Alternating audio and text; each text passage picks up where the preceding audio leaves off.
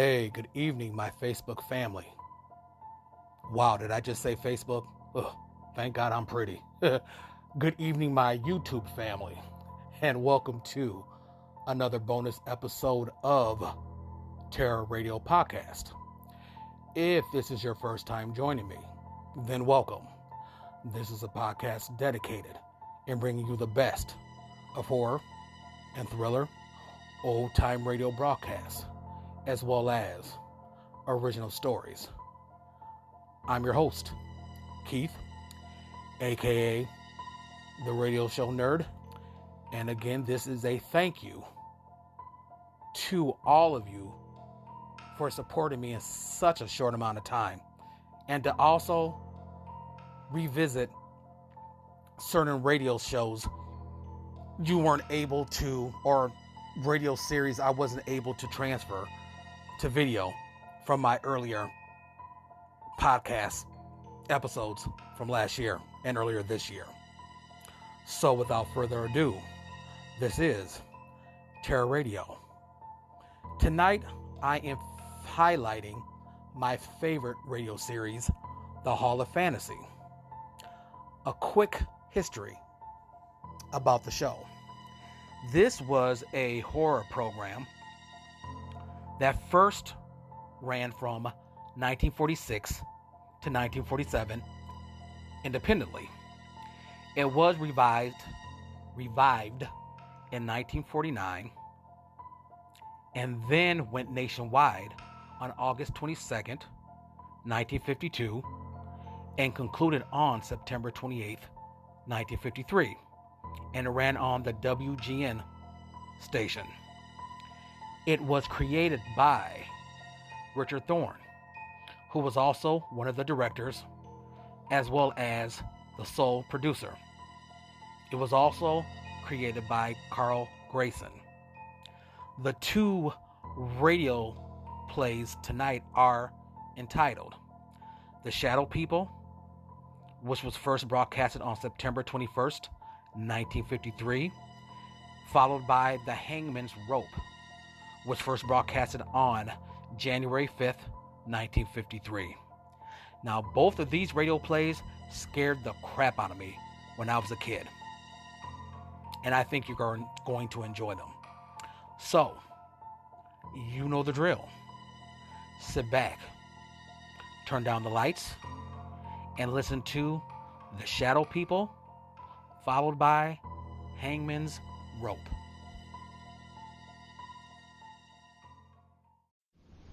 And now, The Hall of Fantasy. Welcome to the Hall of Fantasy.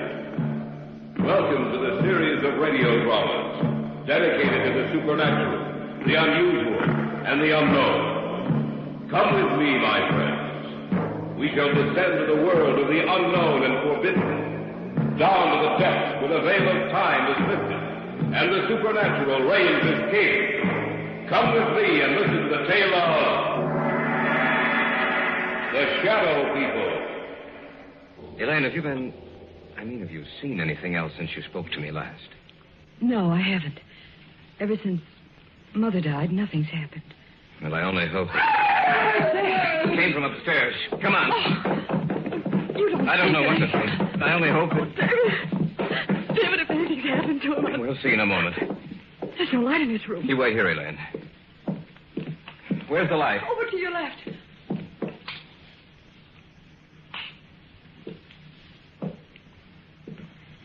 David, what's wrong? Why didn't you leave the light on? Your father's dead, Elaine.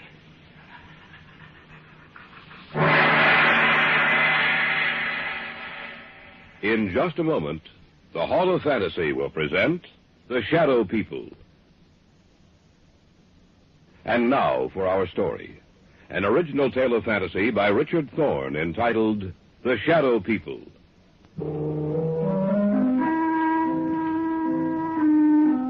Somewhere along the line of your life, you've met them. You have come in contact with the Shadow People.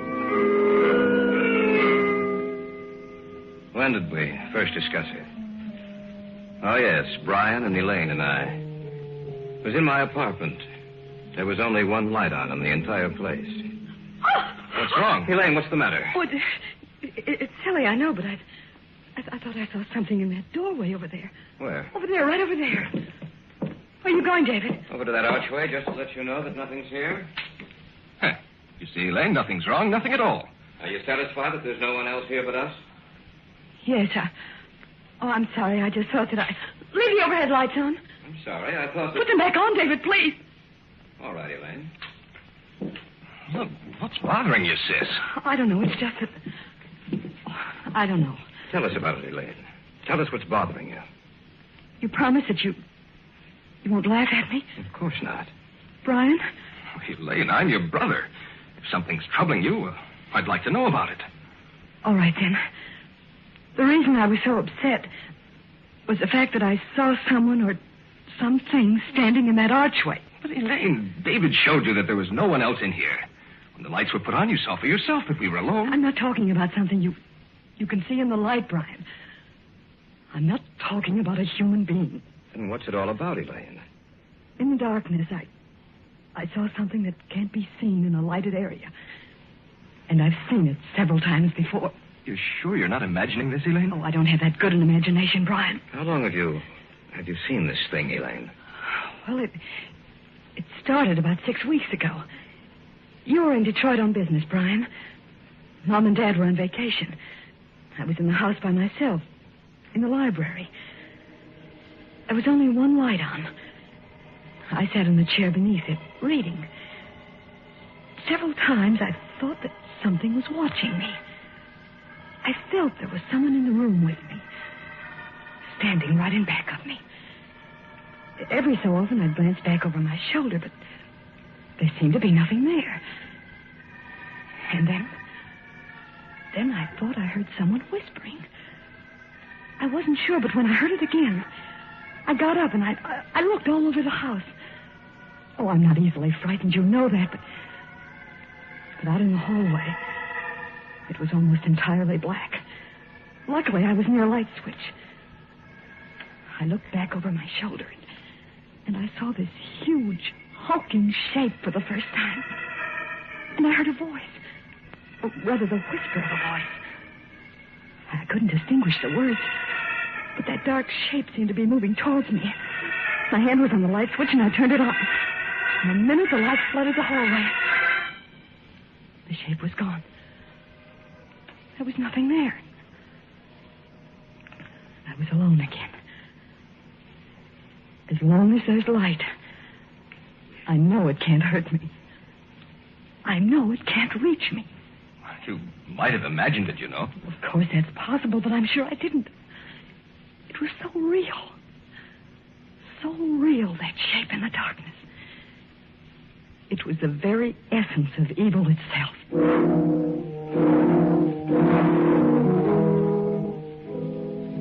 There was an old man I knew of, a Dr. Heselius. I'd heard that he knew quite a good deal about the supposed supernatural manifestations which had taken place in the world. I went to him to see if he knew anything that might explain the events of the story Elaine had told us.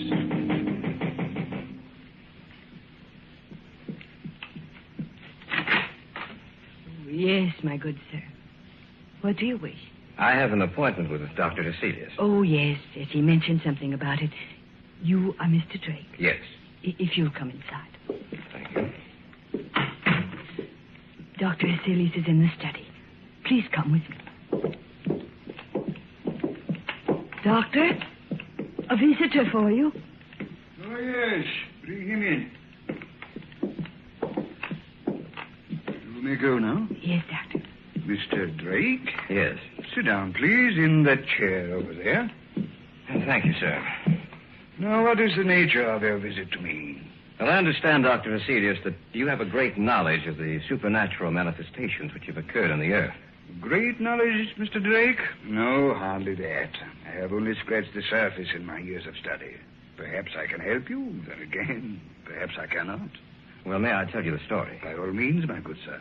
All right. Now, this didn't happen to me, Doctor, but to my fiancée. It seems that about 6 weeks ago, when she was alone. But when the light was on, the dark form disappeared. And that's the story, sir.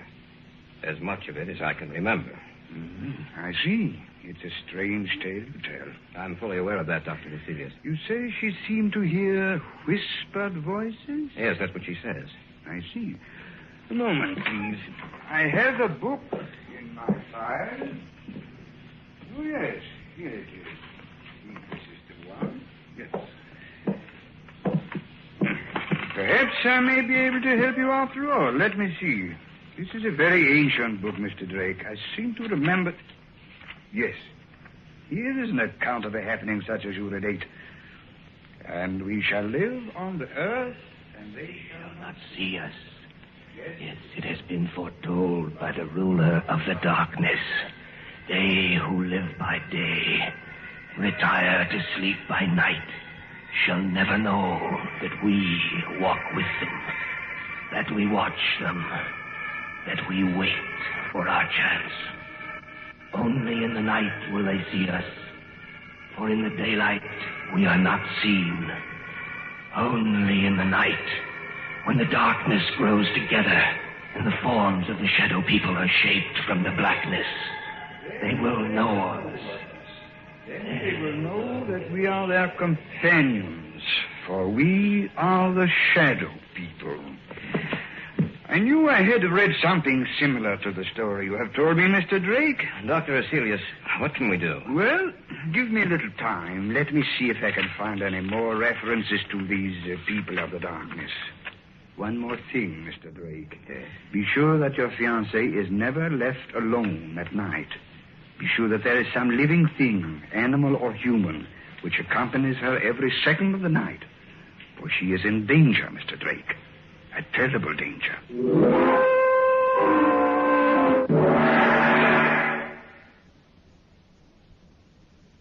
Back now to our story. An original tale of fantasy by Richard Thorne entitled The Shadow People.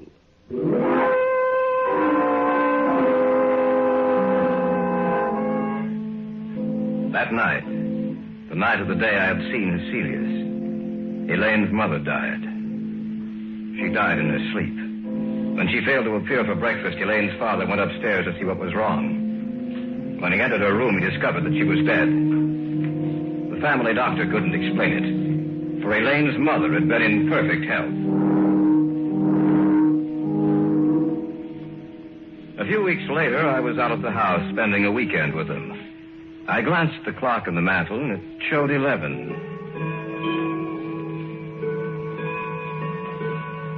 I can't understand why Brian hasn't returned from town. Well, he said he had some extra work to catch up on. He told me this morning that he might be late. Well, 11 o'clock. I'm going upstairs. Glad you came out, David. It's good seeing you again. It's a pleasure to be here, sir. Well, don't stay up too late. See you both in the morning. Good night. Night, Dad. Good night, Mr. Davis. He isn't the same, David. Ever since Mother died, he hasn't been the same. I didn't realize it until tonight. He's changed. I only hope that he'll start living again. Ever since she died, it seems that a part of him died with her. Elaine, have you seen anything else since you spoke to me last? No, I haven't. Ever since Mother died, nothing's happened. Well, I only hope... Came from upstairs. Come on. You don't think... I don't know what to think. I only hope... David, if anything's happened to it... We'll see in a moment. There's no light in this room. You wait here, Elaine. Where's the light? Over to your left.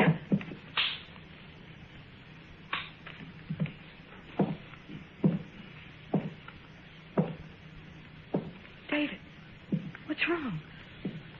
Why didn't you leave the light on? Your father's dead, Elaine.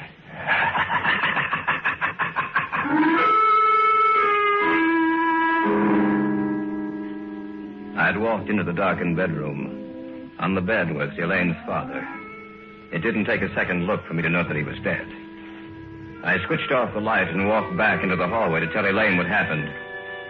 And then from the room there had come an eerie, quiet laughter. In the darkness of that room was some unknown evil power. The voice itself was unearthly. There was no substance to it. It sounded as if it came from the darkness itself. No. No, I don't believe you. It's the truth, Elaine. There's nothing more I can do. We'll have to notify the police. Tell me it's not the truth, David. Tell me it's not true. I'm sorry, Elaine. I wish I could. Your father's dead.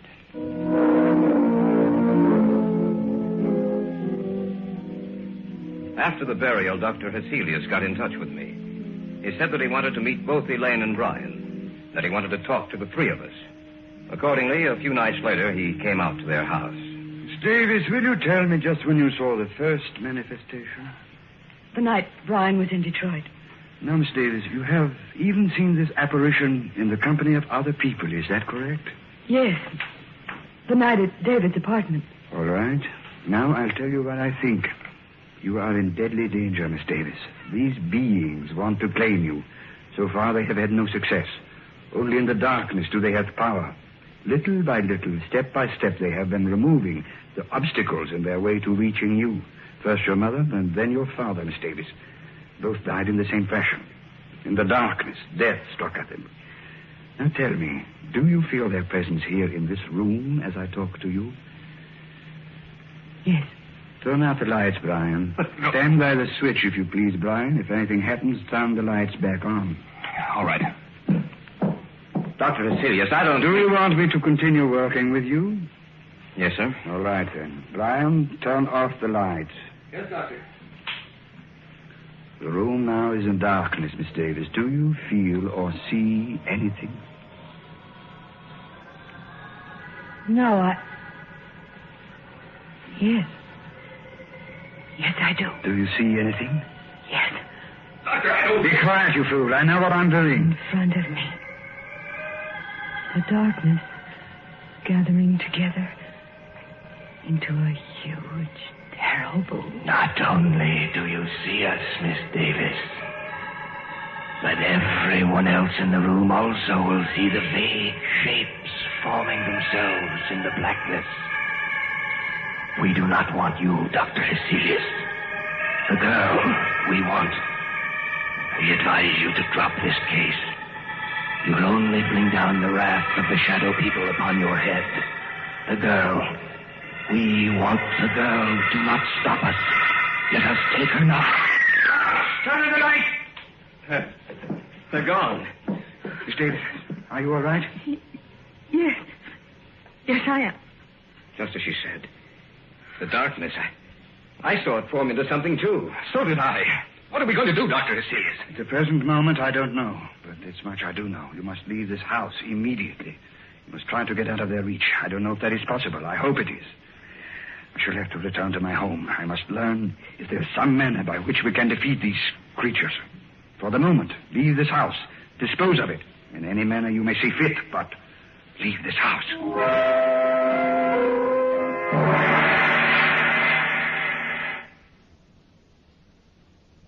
Back now to our story. An original tale of fantasy by Richard Thorne entitled The Shadow People.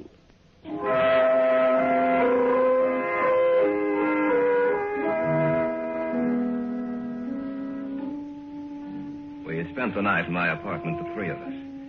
The following day, Brian and Elaine made arrangements to dispose of the house. In the afternoon, Dr. Heselius called me and asked that I come to see him. David, I'm glad you're here. Anything new, Doctor? Yes and no. You realize, of course, that this spiritual manifestation is not new, that it has gone on for centuries. No, I wasn't aware of that. It's true, David. De Maupassant wrote what was supposedly a fiction story about the manifestation, David. He called it the Orla. However, according to the information here on my desk, it was taken from an actual case history. Of course, he embroidered the story, added a few touches to something he didn't realize actually existed. But have you found anything with which we can fight them? Everything depends upon an answer I received from a colleague of mine in Paris, Dr. Henri Renaud. I dispatched a telegram to him last night. Why hasn't he answered by now? There are certain things that must be done. It will take a few days, I'm afraid. We have to wait, David. There's nothing else we can do.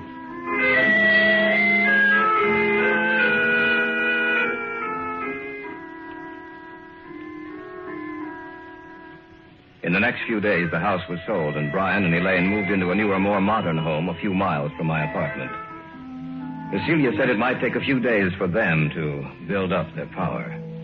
I spent the nights at the new house. The lights were left on, and I watched for any unusual occurrence. In the daytime, I'd return to my apartment and get some sleep. About 4 days after Elaine and Brian moved into the new house, I was at home when Heselius phoned me.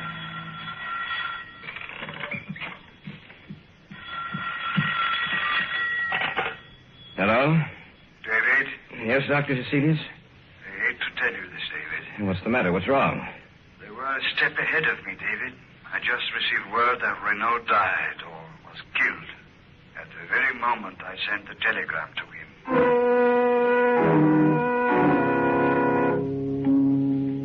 Step by step, they had outwitted us. For they had anticipated every move we'd make. Even Dr. Heselius was at a loss as to what to do. He agreed to meet me at the Davis house. What did you want to see us about, Dr. Heselius? Did you find out anything more? I'm sorry to say that I haven't. At the moment, I'm at a complete loss. I don't know what to do. But what did you want to see us about this evening? Merely to check, to see if anything else has happened. Miss Davis, have you seen or heard anything? Not in the house, only in my dreams. Your dreams? Yes. When I go to sleep at night, in my dreams, in the darkness, I see them. And it's grown worse, much worse. I was hoping that it would not have progressed so far. There has been no disturbance in this house, but now they disturb your sleep, Miss Davis. Now, you must stay awake for as long as you can. I want the three of you to move into my house. Perhaps that will give you more protection.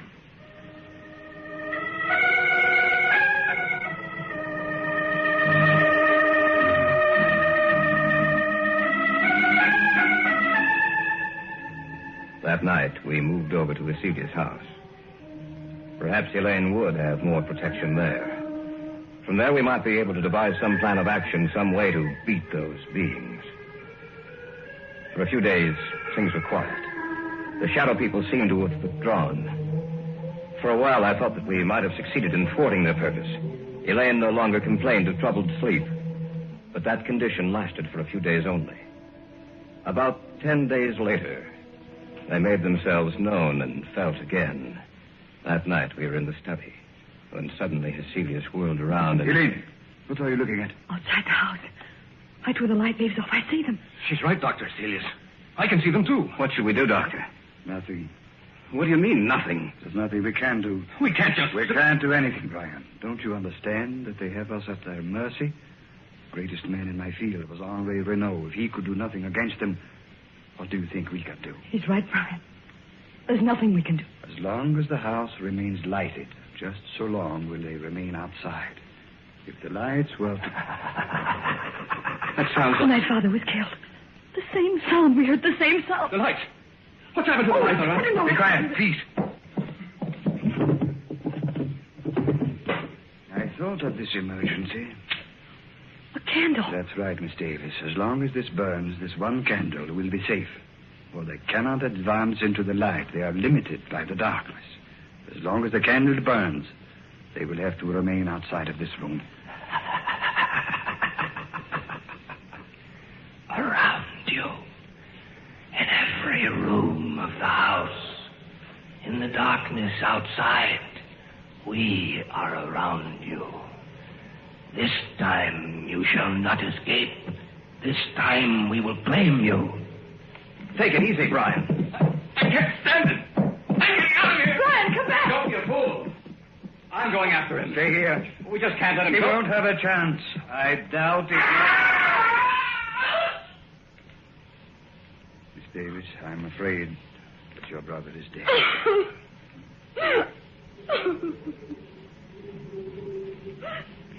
The wind, Doctor. Listen to the wind. I know. Yes, Doctor. Listen to the wind. You must realize by now that the three of you haven't a chance. You must know in your minds that we can destroy you at any moment we desire. But, Dr. Heselius, you may still save your own life. Let the others go. Give them to us. No. No, you will have to take all of us. shall we destroy your light? Shall we move in on you now? As you will. Do as you will.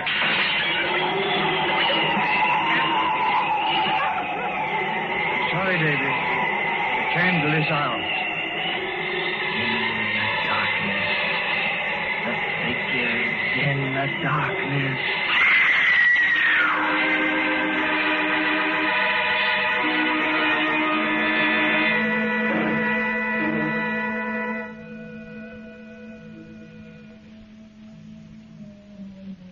We warned you, Heselius. You and the others are dead now. And we shall live on the earth. And man in the day shall not see us. They will know that we wait for our chance. That we walk with them. Only in the night, when the darkness grows together, and the forms of the shadow people are shaped from the blackness, will they see us. Then they will know that we are their companions.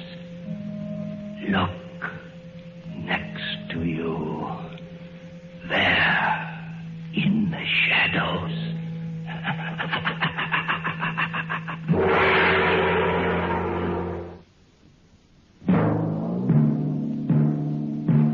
So runs tonight's tale of the unusual, the terrifying, the unknown. Join us again when next we journey down the corridors of the Hall of Fantasy to hear another strange tale of the supernatural. All characters and events portrayed in these programs are fictional, and any similarity to actual events or persons, living or dead, is purely coincidental.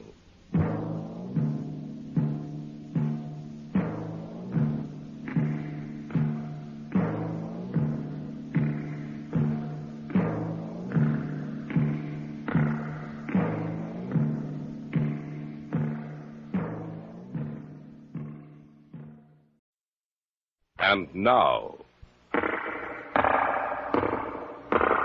the Hall of Fantasy.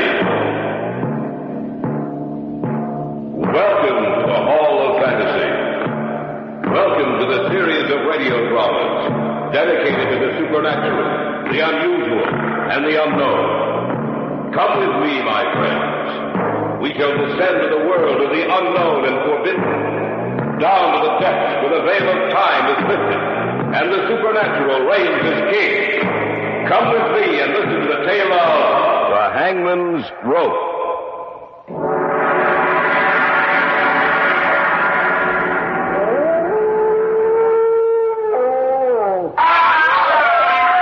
Jim, it came from our right. We better take a look. Yeah. I hope nothing... Arnold! Huh? Look. Hanging from that tree, swinging back and forth. It's a man.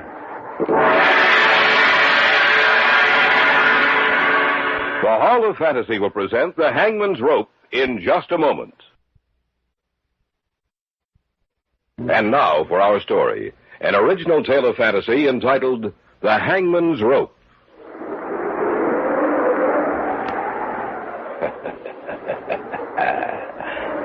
There is a legend, you know, a tale about the hangman. For 23 years, the executioner for the crown. Jack Ketch was his name, Governor. Jack Ketch.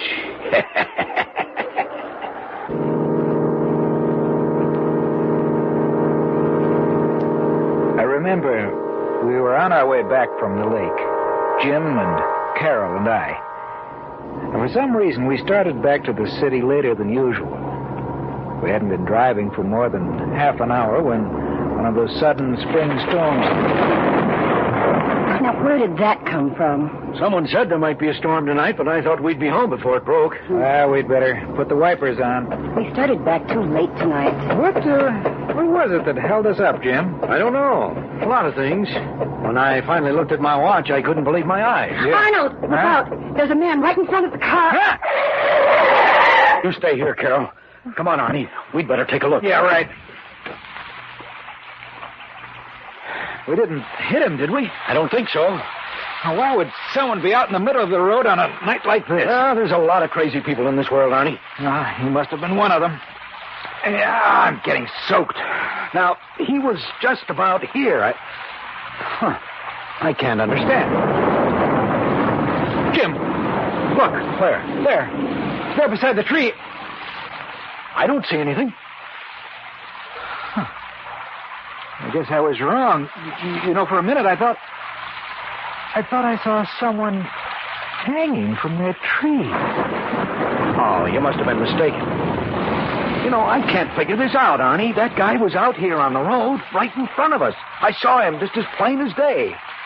But now there's no one around. Yeah. We'd better get back to the car. Yeah, that's for sure. There's no sense looking back at that tree, Arnie. There's nothing back there. I don't know. I thought I saw someone swinging there back and forth with a rope around his neck. Oh, no, you couldn't have. Maybe it was some kind of optical illusion. It could have been a shadow or a branch or anything. Yeah, that's right. Anything. Well, there's the car. Oh, you two must like it out there in the rain. Are you kidding? No, I'm not. All the time that you were out there in the rain, the man you almost hit was talking to me. What did you say? You heard me. Oh, now, sis, wait a minute. I looked back at the car a couple of times. I didn't see anyone talking to you. Well, I don't know what's wrong with your eyes then. I asked him if we couldn't give him a lift. And he said, no, he only had a little distance to go. Carol, honey, this is the truth. We didn't see anyone near this car. No. Look, I can prove it. He insisted I take this... Oh, that's strange. What? He was such an unusual man. Not American. He insisted that I accept a ring from him. Practically forced it on me. I put it in my pocket, and now it's gone. And in its place, there's a funny little piece of rope. Shaped like a hangman's noose.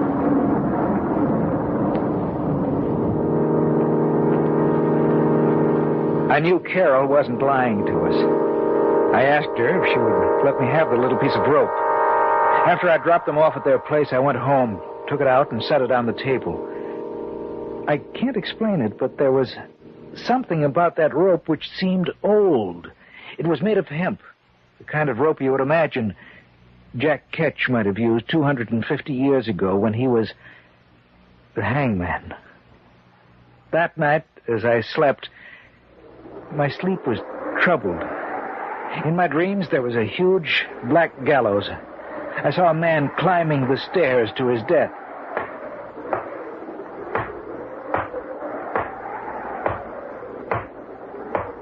He reached the top and stood there. Standing beside him was a black-hooded man. He raised his hand and the trap door sprung open. There was a scream. And then I saw this man swinging back and forth. His face was hidden from me, yet there was something strangely familiar about him. I felt as if I knew him quite well. We'll return to the tale of the Hangman's Rope in just a moment. Back now to our tale of fantasy entitled The Hangman's Rope. When I awoke from my dream, I couldn't get back to sleep. For in the black blankness of sleep, I had come into contact with death. As the morning approached, I fell into a nervous sleep. I was awakened.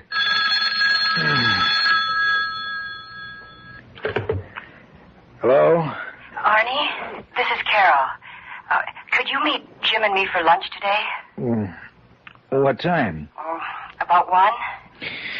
I hope you'll forgive me if I don't sound awake, Carol. I just couldn't sleep last night. I didn't sleep either, Arnie. I'll see you at 1. Then I guess I wasn't the only one who missed out on sleep last night, huh? That's right. I don't know what it was, but I had the craziest dream. When I woke up, I couldn't get back to sleep. But that's what happened to me, too. What kind of dream was it, Carol? Well, everything was dark and gloomy. I seemed to be watching an execution, an old-time execution, maybe 200 or 300 years old. A man walked up the steps of the gallows. Another man was there with a black hood over his head. He raised his arm. The trapdoor opened, and the man swung back and forth, and there was something familiar about him. Isn't that right? Yes, but how did you know? Because my dream was the same as yours, sis. Exactly the same.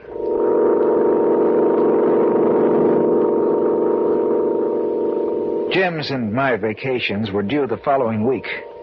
We decided to spend it up at the lake, where his family had a cottage. Carol said she might be able to join us on the last weekend, but not before that.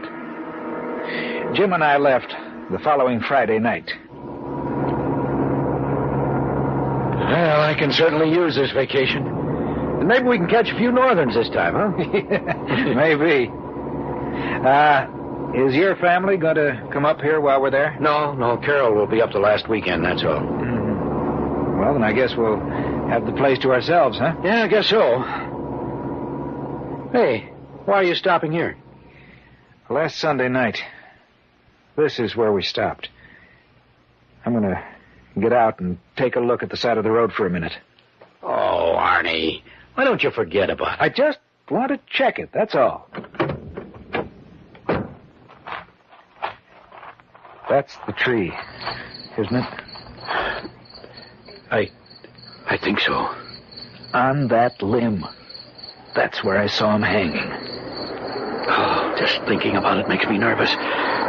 Come on, let's go back to the car. All right. Carol said that while we were out of the car, she was talking to the fellow we saw. If that's the case, I can't understand why we didn't see him, too. You know, Jim, there just wasn't enough time for him to get away from the car without our seeing him. Unless what? Unless he was never there. Oh, but that couldn't... Arnie! Look! On the car seat. Another little piece of rope.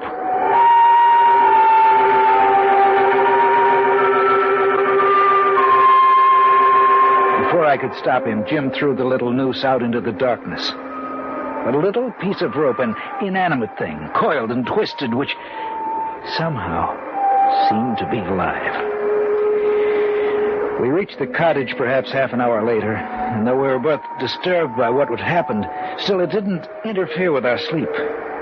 The next day, we went out fishing early, had little luck, and were on our way back to the cottage when the woman who owned the property next door stopped us. Good morning, Mr. Stanley. Oh, good morning, Mrs. Bennett. Out for the weekend? Well, for the next 2 weeks. Oh, excuse me, Mrs. Bennett, this is Arnold Slade.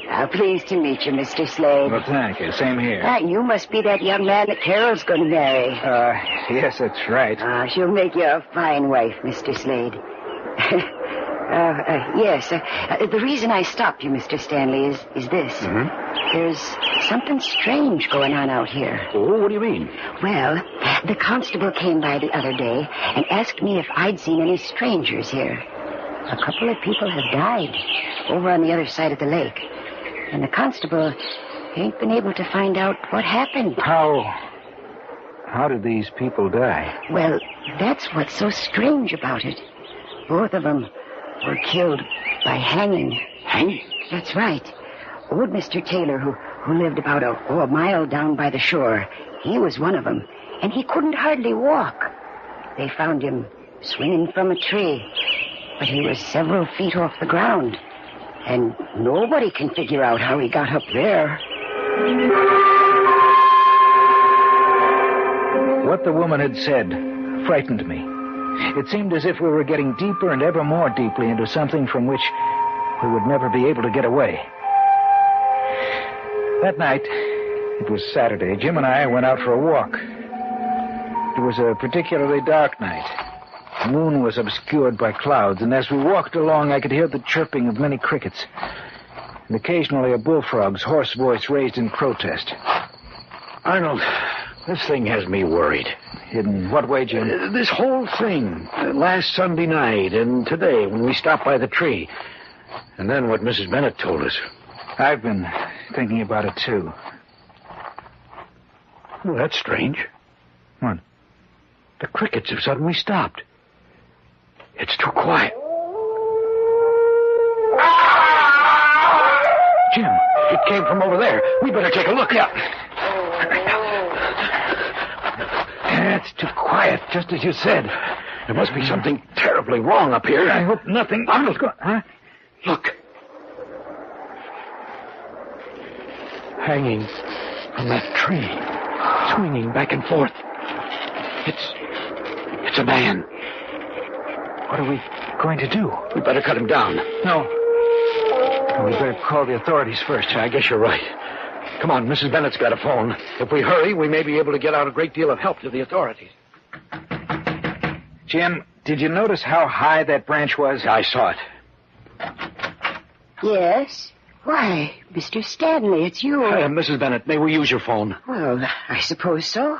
Come in. Thanks. Thank you. But it's in the other room. Thanks.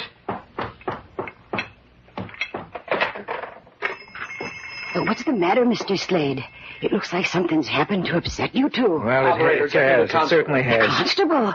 Why, what's happened? We were out for a walk. Yes? We heard a scream. I think you'd better We get ran out to here where right away. the scream had We come found a from, dead and man hanging from a we tree. found a man hanging from a tree. That's right, hanging. Yes, we'll stay here at Mrs. Bennett's. Yeah, thanks. Oh, what you're telling me the truth, young man? That's the truth, ma'am. Mr. Stanley, is what Mr. Slade told me the truth? I'm afraid it is. Oh, then no one is safe around here. I wonder who it was. What difference does that make, Mrs. Bennett? A man's been murdered. It makes a lot of difference, Mr. Slade. If it was Bill Roberts, then it was just like the other two. I saw him just the other day, and he said someone was playing a joke on him, that he'd been sent a little piece of rope shaped in the form of a noose. You are listening to the tale of The Hangman's Rope on this week's journey down the corridors of the Hall of Fantasy. We'll return to our story in just a moment. And now, back to our story, entitled The Hangman's Rope.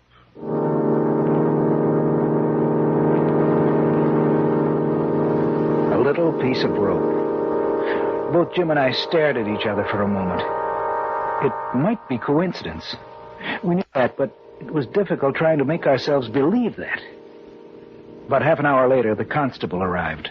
You two found him, that right, Mr. Stanley? That's right. We were out taking a walk. We heard a scream, and then we found him. Can't make heads nor tails out of this. 3 of them. 3 deaths in 2 weeks, all the same way.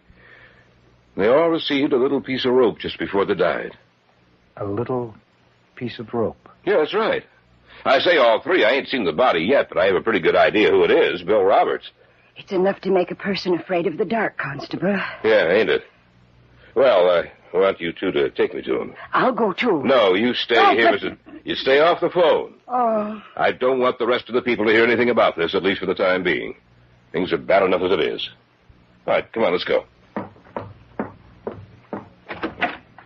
Now, remember what I said, Mrs. Bennett. Don't you worry none, Constable.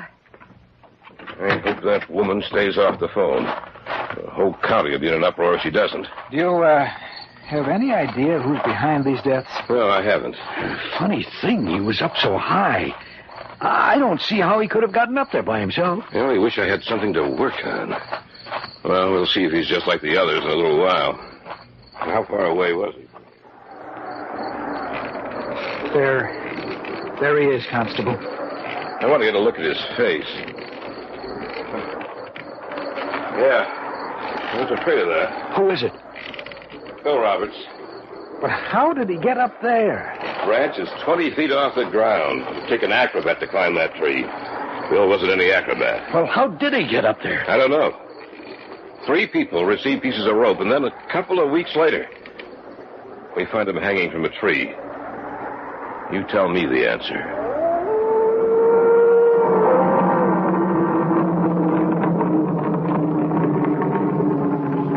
We cut him down, but it took almost an hour to get up on that branch to do it. We put him in the constable's car and drove him back to town. Before he left, we told him that we too had received the little gift, the noose of rope, which had been in 3 instances the forerunner of death.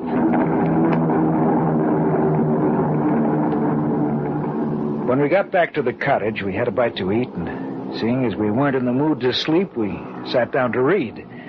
I picked up a little book I hadn't seen before and read it from cover to cover.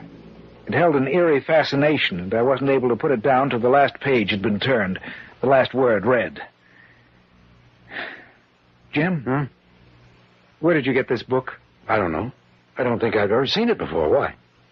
It looks like a first edition of 200 years ago. Well, let me see it. Here. A short history concerning the mysterious reappearance of Jack Ketch, the hangman who served as executioner for 23 years. I've never seen this book before. Well, then how did it get here? I don't know. Jack Ketch. Say, he was the hangman in England who took too much pleasure in his work, isn't that right? I think so. How much of this did you read? All of it. It's not very long. And this is what I got out of it. Before he died, the book says he had made some kind of a pact with an evil power. It seems they actually do have a written copy of that agreement somewhere in England. And there's his signature, and an illegible scrawl that no one has ever been able to decipher. The pact promises life after death for him in exchange for certain services. Then the book says that year after year some rather mysterious deaths have occurred. They find the victims hanging from the branch of a tree almost impossible to climb. And the book also says that each of the murdered people received a little piece of rope before their deaths, identical to the ones Jack Ketch used as executioner. That is the warning of death to follow. But that's impossible. The man's been dead for over 250 years. That's right, he's dead. But the rest of the story, it's exactly the same thing that's happening to us. 2 days later, in late evening, the rest of the story unfolded. Jim had gone down to the store to pick up some cigarettes. I'd been down to the shore doing a little fly casting and had started back up to the cottage. I was surprised at how quickly night had fallen. I wished that I'd brought along a flashlight. From somewhere across the lake, I heard the cry of a dog, and the sound of it filtered through and was carried along by the night air. For some reason, I became unaccountably nervous. I stopped walking. I felt someone was watching me. Then from the darkness of the trees, a man emerged. Here now. Where be you going? Well, back up to my cottage. I was doing some fly casting till night came. Any luck? No. I'd better be going. No need to hurry. Why? Nice out here, ain't it? I suppose so. Strange thing, you know. The little creatures. They stopped. Little creatures? That's right, Governor. Crickets and the frogs. They stopped talking. Yes, they have. You frightened me, Governor? Of course not. What are you laughing at? You wouldn't understand it, Governor. Is that you down there, Mr. Slade? Oh, yes, Mrs. Bennett. Do you mind if I join you? No, of course not. Ah, good. I'd better be gone, eh, Governor? I'll see you another time. Who are you talking to? I don't know. He just stepped out of the darkness, and there he was. Well, I guess he's gone now. Yes, I guess he is. Where's Mr. Stanley? He went down to pick up some cigarettes. He should be back soon. Oh, well, the constable told me to tell you that he'd be out tonight. Oh, thank you. Would you mind walking me back to my place, Mr. Slade? It's rather frightening out here when it's this dark. I'll be glad to. That man you were talking to, what did he look like? Well, I don't know. I couldn't see his face. He had an accent. It sounded like he might have come from London. Wait a minute. Huh? I can't understand it. The crickets and frogs, they've been starting and stopping all night. They must be afraid of something. Every time they stop... What'd you say? Every time they stop, something happens. Arnold, where are you? I'm walking Mrs. Bennett back to her cottage. Anything wrong? No. I got back from the store and I was wondering where you were. It's just that I have a strange feeling that something is going to happen. Let's go up to our place, Mrs. Bennett. Maybe the constable will want to see you, too. That's a good idea. Land sakes, Mr. Slade. The strangest things have been happening out here lately. Arnold! We'll be right there, Jim. Well, there's someone up here now. I thought I was... Jim! Something's wrong, Mr. Slade. I don't know. Jim! What's the matter? Answer me!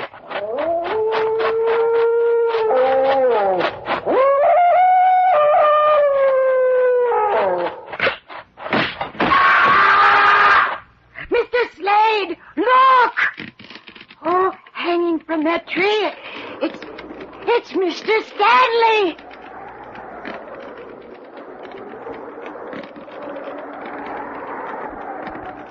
There is a legend, you know. A tale about the hangman. For 23 years, the executioner for the crown. Jack Ketch was his name, Governor. Jack Ketch.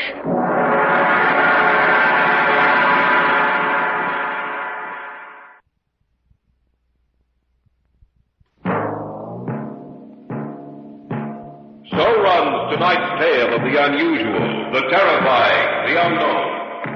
Join us again when next we journey down the corridors of the Hall of Fantasy to hear another strange tale of the supernatural.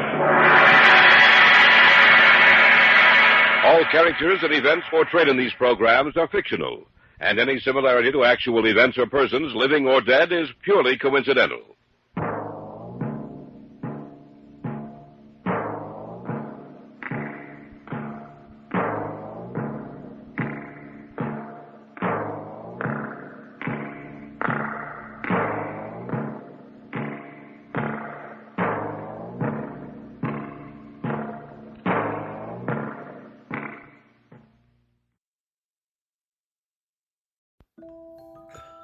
Well, that's the show, everybody.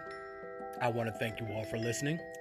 And remember, you can find me on Facebook at facebook.com/terror1970, or you can find me on Instagram at Radio Show Nerd, or on Twitter at Radio Show Nerd 1. If you want to drop me a line, you can always leave a comment. Be respectful. Or you can also send me an email, a suggestion, a request, hey, even a critique at radioshownerd@gmail.com. Again, this is Keith, your host, aka the Radio Show Nerd, signing off.